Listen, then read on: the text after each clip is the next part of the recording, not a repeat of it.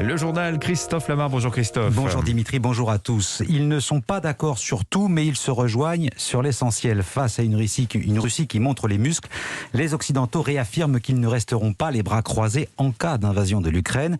Reste à trouver le chemin pour dissuader Moscou. C'était le but de la réunion par visioconférence hier entre le président américain et plusieurs pays européens, dont la France et l'Allemagne. Alexis Guilleux, les alliés affichent leur unité tout en misant sur le dialogue. Oui, les alliés sont tous d'accord sur un point, il faut trouver une sortie diplomatique à cette crise ukrainienne. La France insiste notamment sur la nécessité d'un dialogue renforcé avec la Russie.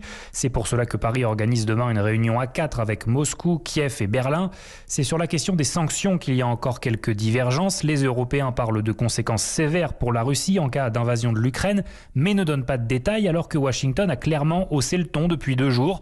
Évacuation des familles de diplomates, menace de gel d'exportation stratégique, car Moscou ne semble pas vouloir apaiser les tensions selon le porte-parole du Pentagone. Les Russes continuent de poster de nouvelles forces à la frontière avec l'Ukraine.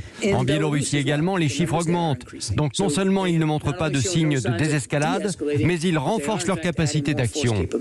Washington a donc mis en état d'alerte 8500 militaires, forces armées, logistiques, renseignements. Ces troupes pourront être déployées en Europe de l'Est seulement si l'OTAN le demande.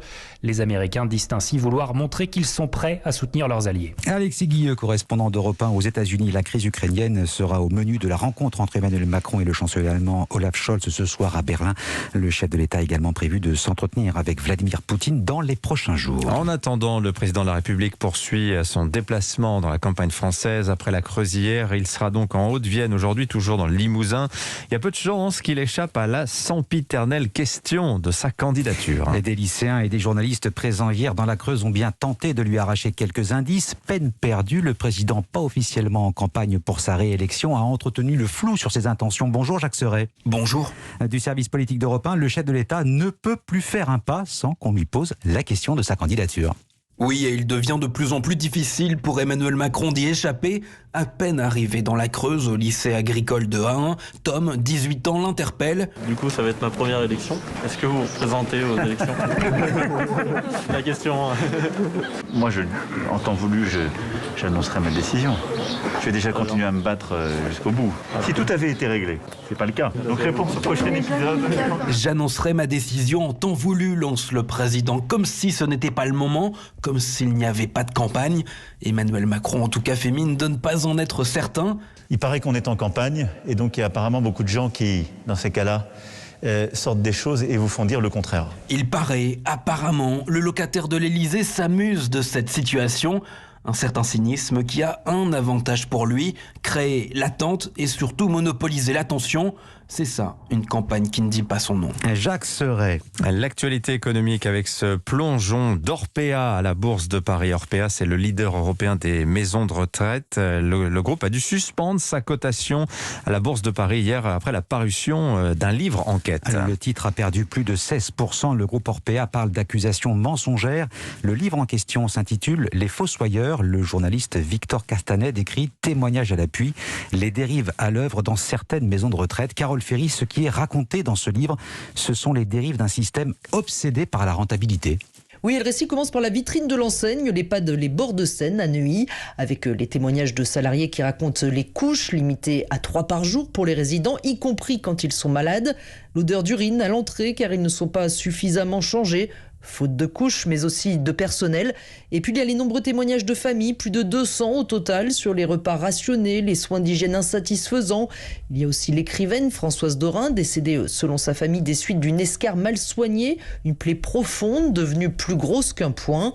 Les chambres sont pourtant facturées 6 500 € par mois pour les moins chères, jusqu'à 12 000 € pour les plus luxueuses. Au-delà de la maltraitance, Victor Castanet dénonce surtout la course à la rentabilité au détriment du bien-être des résidents. Les premiers extraits hier ont entraîné une chute de l'action Orpea qui a dû suspendre son titre. Le groupe dénonce des accusations mensongères, outrageantes, préjudiciables. La direction précise qu'elle attend la parution du livre dans son intégralité avant de décider d'éventuelles poursuites. Carole Ferry, d'autres titres Orpea ont été pris dans la tempête boursière. L'action coréenne a perdu 12%, Ina Santé près de 4%. Vous avez peut-être l'habitude de passer par ce site internet pour réserver vos billets de train. Oui SNCF, eh bien cette application désormais n'est plus qu'un souvenir. Ne l'appelez plus Oui SNCF, mais SNCF Connect. Cette application et le site internet qui l'accompagne sont disponibles depuis ce matin. Objectif, faire du tout en un, information de trafic, achat de billets, réservation de repas ou encore réservation d'un taxi. Aurélien Fleureau, la SNCF en avait fait un enjeu majeur. Oui, l'idée générale, c'est d'abord de réunir les deux applications existantes, Oui SNCF et l'assistant. En clair, que vous ayez au même endroit la possibilité d'acheter un billet, de savoir de quel quai va partir votre train, mais aussi calculer un trajet en temps réel, choisir le mode de transport le plus adapté, plus simple par exemple de pouvoir acheter sa place dans un TGV, mais aussi dans un TER sans devoir passer par une autre application ou par un guichet, de modifier une réservation, de se faire rembourser ou encore la possibilité d'enregistrer toutes les cartes de fidélité au même endroit. Fruit de près de 2 ans de travail, 1 million d'avis clients analysés et grâce à l'intelligence artificielle, SNCF Connect pourra être régulièrement mise à jour et améliorée. La manière de rechercher un trajet sera là aussi plus facile. Si vous écrivez Paris-Lyon, départ vendredi, retour lundi, eh bien l'algorithme va vous proposer en quelques instants les horaires sans avoir besoin de remplir chaque case une à une. Et puis l'impact CO2 de chaque trajet sera encore plus mis en avant. Explication Aurélien Fleureau. Enfin, direction Pékin en Chine où l'on se prépare à accueillir les Jeux Olympiques d'hiver, Jeux placés sous le signe du Covid. Les autorités chinoises traquent le virus dans les moindres recoins. Il y a une chose qu'elles n'avaient peut-être pas prévue, c'est que la bulle sanitaire réservée aux athlètes et à l'ensemble des participants abriterait autant de cas Covid, 72 pour l'instant, plus que ceux recensés en ville. Sébastien Le Belzic, correspondant d'Europe 1 à Pékin. Il y a déjà plus de personnes contaminées dans la bulle olympique que dans le reste de Pékin. Des athlètes, des techniciens, des journalistes étrangers dépistés positifs au coronavirus à leur arrivée en Chine. Inquiétant selon le CIO. Côté chinois, on s'en tient au protocole. Ceux qui ont un test positif confirmé ne seront pas autorisés à concourir et seront hospitalisés. Les asymptomatiques devront rester à l'isolement avant d'être rapatriés dans leur pays. Pour Yu Jiaqing, vice-président du comité Pékin 2022, il faut à tout prix éviter que les malades ne contaminent le reste de la population. Malgré la pandémie de Covid-19, ce qui est plutôt rassurant, c'est que la Chine a fait le meilleur travail au monde pour contenir le virus. Les Jeux Olympiques d'hiver de Pékin n'ajouteront aucun fardeau à la lutte contre l'épidémie dans le pays. Et pour cela, Pékin doit maintenir sa bulle sanitaire la plus hermétique possible.